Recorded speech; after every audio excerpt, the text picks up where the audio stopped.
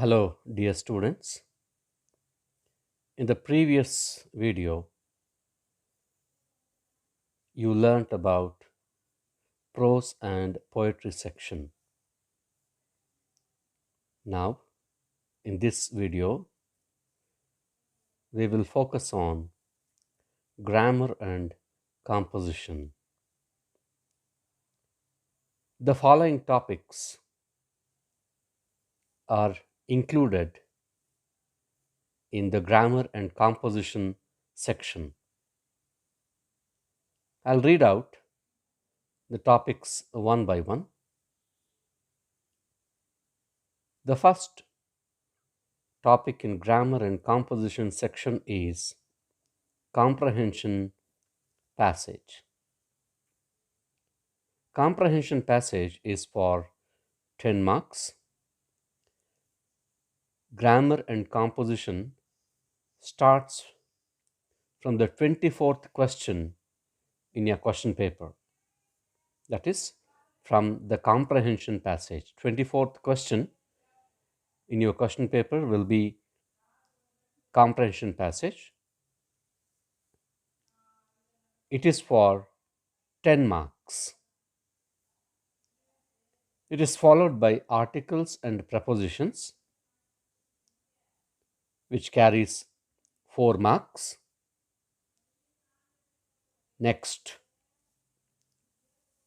topic is verbs. It is for 4 marks. Then you have subject verb agreement, that is for 3 marks. It is followed by correction of sentences, that is for 2 marks. Then you have homophones, word class, word order, question tags, do forms, framing questions using WH forms. These topics are asked for 6 marks in total. I repeat: homophones, word class, word order, question tags, do forms, framing questions using WH forms. These many topics will be asked for 6 marks. Then you have reference skills for 4 marks, letter writing for 5 marks, language functions for 5 marks, complete the dialogue for 4 marks, and the last topic is dialogue writing, and it is for 3 marks. Totally, grammar and composition is for 50 marks, and your question paper is for 100 marks. 50 from prose and poetry section and 50 from grammar and composition. Thus, it is for 100 marks. Now, in this video, I will focus on how to answer the questions set on comprehension passage. As I told you earlier, the comprehension passage is for 10 marks and it is the 24th question in your question paper. What is the meaning of comprehension? Comprehension means understanding. Comprehend means understand. Comprehension means understanding. And then why is comprehension passage given to you? What is the purpose rather? The purpose is to test your comprehension capability. That is how well you understand the given passage and how well you answer the questions set on it. To test your skill of reading and writing comprehension passages set in your question paper. Comprehension means understanding. Now, there are some important points to be borne in mind when you answer comprehension passage, or rather the questions set on comprehension passage. I will tell you the points one by one. First point: read the passage many times and understand the main idea of the passage. In fact, there is one concept called skim and scan. Skim and scan. Skim, SKIM, skim, SCAN, scan. When you attempt the comprehension passage, you have to follow these two steps: skim and scan. That's what I told. Read the passage many times and understand the main idea of the passage. In this first step, you skim the passage. That is, skim means read the passage quickly to get a general idea about what the passage says. That is skim. Read the passage quickly. Second step is scan. Scan means read thoroughly, read in detail to get the central idea and all the necessary information to answer the questions set on the passage.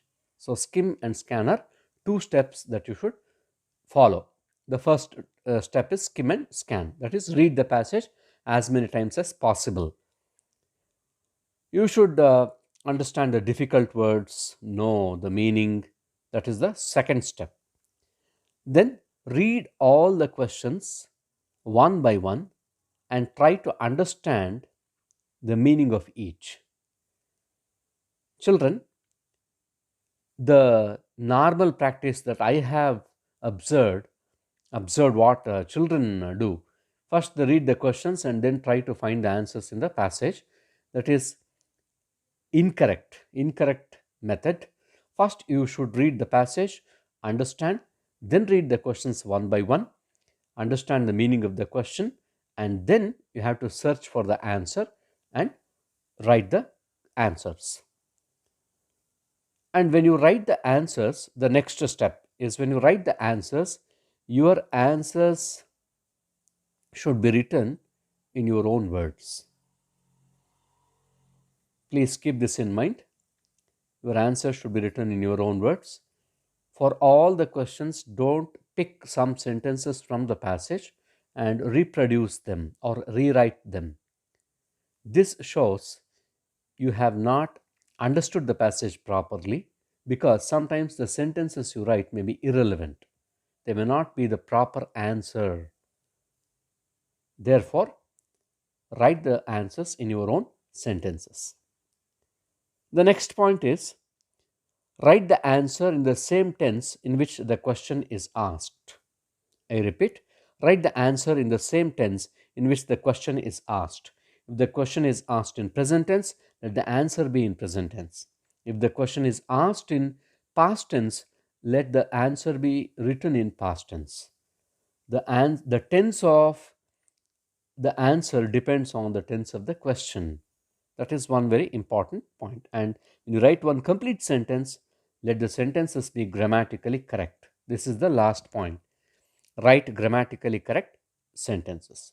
So these are some steps that you have to remember when you attempt comprehension passage question. Totally 10 questions will be set on comprehension passage. Each question carries 1 mark and totally it is for 10 marks. In your question paper, it starts from 24th question and ends with 33rd question. So 10 marks are for comprehension passage. All other topics like articles, prepositions, verbs, subject verb agreement, correction of sentences, homophones, and other things, we have taught you in detail, and some questions have been answered in the workbook. Therefore, you have to read, practice those question and answers thoroughly to learn them perfectly. So, this is about the comprehension passage. Now, uh, you should remember one more point, that when you are answering comprehension passage, As I said, there are 10 questions. Don't miss the sequence. When you start the 24th question till the 33rd question, let the sequence be order be maintained: 24, 25, 26, 27, 28, 29, 30, 31, 32, 33, like that. In case you don't know the answer for one or two questions, you should not write those one or two questions in some other sheet of your answer booklet. In case you don't know the answer, leave some space or sufficient space for you to write the answers later. Don't miss the sequence. This is very important in your second PU board exam. If you don't follow the sequence or order, you will lose marks. Therefore, it is very, very important to maintain the order or the sequence of the questions from 24th question to 33rd question. Fine. Now, we will see the other things like articles, prepositions, verbs, subject verb agreement, correction of sentences, homophones, word class, word order, question tags, do forms, framing questions using WH forms. Reference skills are also there till this question, reference skills. So this is one video on these topics. As I told you, these topics are there in the workbook, and we have taught you, we have made some videos. Watch those videos, practice the question answers in the workbook, learn them properly. In the next video, I will be discussing letter writing in detail.